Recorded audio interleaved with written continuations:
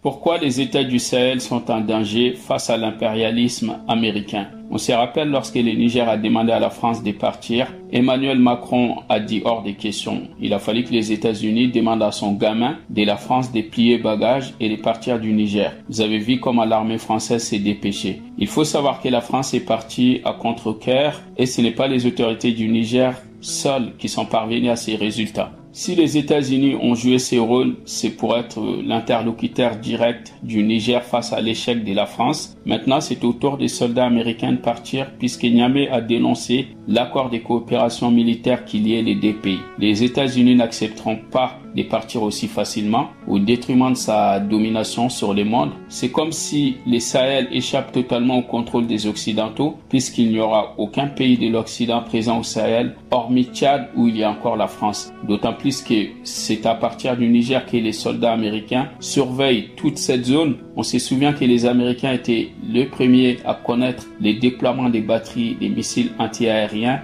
SA-22 au Mali. Une autre communication américaine est venue annoncer le refus total des Américains à quitter le territoire nigérien. Maintenant, ils essaient d'apaiser la situation en parlant des négociations, alors qu'au tout début, les autorités américaines sont allées jusqu'à menacer le Niger des représailles en cas de collaboration avec l'Iran. Mais on sait également qu'une présence russe est contestée par les Américains. C'est d'ailleurs pour cette raison qu'il y a une pression en ce moment sur Général Tchani à organiser des élections. Maintenant, on se pose la question, pourquoi c'est l'Iran qui leur fait peur? Tout simplement, il y a un projet d'armes nucléaires en Iran depuis plusieurs années. L'Amérique a utilisé tous les moyens pour éviter que l'Iran possède l'arme nucléaire, ce qu'Israël voit comme une menace. Les Américains ont tué plus exactement 5 scientifiques en 10 ans qui travaillaient pour le projet nucléaire de l'Iran. Cela a retardé le projet, mais elle n'a pas arrêté pour autant. Parmi lesquels on retrouve les physiciens nucléaires iraniens, principale cible des assassins,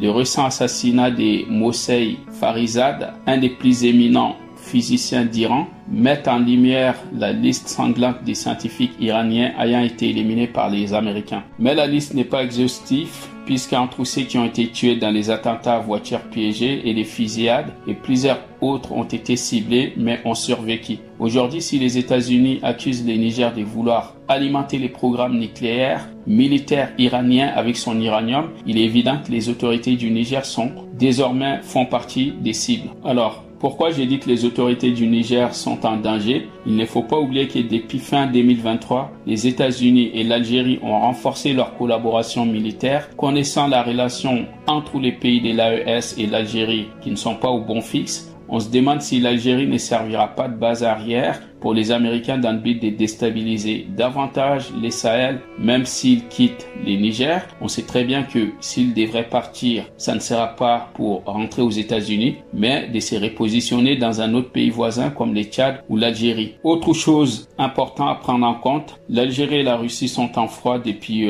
quelques mois pour la simple raison que Poutine accepte de surarmer les Mali. L'Algérie a investi plusieurs milliards de dollars dans cette collaboration militaire pour être un partenaire privilégié de la Russie, mais il ne s'attendait pas du tout à ce que les Russes équipent autant le Mali que l'Algérie, sauf que les Russes ne sont pas là pour aider un pays à devenir impérialiste et que l'Algérie va être la seule puissance militaire au Sahel.